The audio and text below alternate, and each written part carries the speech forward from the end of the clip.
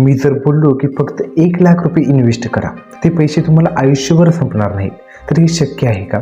आज आपण SBIची एक खूप चांगली लमसम प्लॅनबद्दल बोलणार आहोत, ज्यामध्ये सारखे सारखे पैसे टाकण्याची गरज नाही.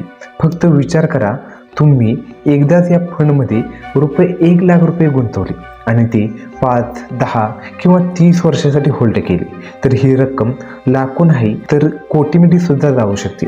यालाच कंपाऊंडिंगची पॉवर म्हणतात. आता तुमच्या मनात प्रश्न येत असेल, हा कोणता SBI फंड आहे, यामध्ये किती लोक पैसे गुंतवत आहेत? तर या प्रश्नांची उत्तरे आपण या व्हिडिओमध्ये पाहणार आहोत. तुम्हाला माहीतच असेल की SBI ही लहान कंपनी नाही, ती भारतामधील नंबर 1 म्युच्युअल फंड कंपन्यांपैकी एक आहे.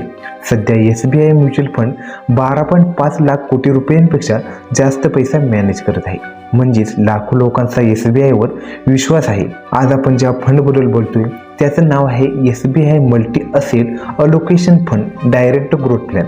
या फंडचा AUM सुमारे 15,000 कोटी आहे आणि हा आपल्या कॅटेगरीमधला एक मजबूत आणि ट्रस्टेड फंड आहे. या फंडचा NAV ₹74.57 आहे, म्हणजे एका युनिटची किंमत. याचा एक्सपेन्स रेशो फक्त 0.58% आहे. लक्षात ठेवा, जितका एक्सपेन्स रेशो कमी तितका फंड चांगला. एक्झिट लोडबद्दल बोलायचं झालं तर जर तुम्ही 12 महिन्याच्या आत 10% पेक्षा जास्त पैसे काढले, 1% एक्झिट लोड लागतो. पण 10% पेक्षा कमी पैसे काढले तर एक्झिट लोड लागणार नाही. या फंडचा AUM 15,000 कोटी असल्यामुळे खूप साऱ्या लोकांनी यात गुंतवणूक केली आहे. रिस्कबद्दल बोलायचं झालं तर हा फंड हाय रिस्क कॅटेगरीमध्ये येतो. म्हणून गुंतवणूक करण्याआधी तुमच्या फायनान्शियल ॲडवायझरला विचारल्याशिवाय यामध्ये गुंतवणूक करू नका. आता इन्व्हेस्टमेंटबद्दल बोलूया तर या फंडमध्ये तुम्ही किमान 500ची SIP आणि लमसम 5,000 रुपये गुंतवू शकता. तुम्हाला प्रश्न पडला असेल, SIP चांगली की लमसम? SIP म्हणजे महिन्याला ठराविक रक्कम गुंतवणे.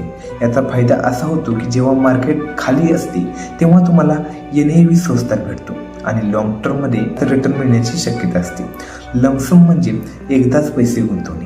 जर मार्केट खाली असेल तेव्हा तुम्ही गुंतवणूक केली तर तुमचा फायदा होऊ शकतो. पण जो नवीन इन्व्हेस्टर आहे किंवा जॉब करणार आहे त्याच्यासाठी SIP हा खूप चांगला ऑप्शन आहे. पण ज्याला मार्केटची चांगली समज आहे तो लमसम इन्व्हेस्टमेंट करू शकतो. सगळ्यात महत्त्वाचं म्हणजे तुम्ही किती पैसे गुंतवता हे महत्त्वाचं नाही, तर तुम्ही किती काळ डिसिप्लिनने गुंतवणूक करता हे जास्त महत्त्वाचं आहे. आता हा फंड नेमका कुठे गुंतवणूक करतो ते पाहूया. हा fund equity, gold, silver ETF आणि इतर इन्स्ट्रुमेंटमध्ये गुंतवणूक करतो. लेटेस्ट माहितीनुसार सिल्वर ETF मध्ये 6.16%, SBI गोल्ड ETF मध्ये 3.4%, रिलायन्स सारख्या मजबूत स्टॉक्स आणि गव्हर्नमेंट बॉन्ड्समध्ये गुंतवणूक केलेली आहे. आता पास्ट रिटर्न्स पाहूया. या फंडने लास्ट एका वर्षात पण 23% रिटर्न दिले आहेत, तर लास्ट 5 वर्षात 16% आणि 2015 पासून ॲव्हरेज 13 ते 14% रिटर्न दिला आहे. पण फ्युचरमध्ये ही कंपनी किती रिटर्न देऊ शकतो या गॅरंटी देऊ शकत नाही. आता SIP कॅल्क्युलेशन पाहूया. जर तुम्ही 5,000 रुपयांची SIP केली आणि 15% रिटर्न अजून केला तर 5 वर्षामध्ये तुमच्याकडे 4,36,710 रुपये असतील. आणि हे जर तुम्ही 30 वर्षापर्यंत चालू ठेवली तर तुमची टोटल इन्व्हेस्टमेंट असेल 18 लाख आणि तुमची फायनल अमाऊंट असेल 2,81,58,852. आता लमसम बद्दल बोलू. जर तुम्ही 1,00,000 रुपये लमसम गुंतवले आणि ते 40 वर्ष होल्ड केले तर ते 1,00,000 रुपये सुमारे 2,67,86,355 होऊ शकतात. आणि हाच आहे लॉंग टर्म इन्व्हेस्टमेंटचा खरा फायदा. हे 2,67,00,000 तुम्ही SWP म्हणजे सिस्टमॅटिक विड्रॉल प्लॅनमध्ये टाकले आणि फक्त 8% रिटर्न गृहीत धरला.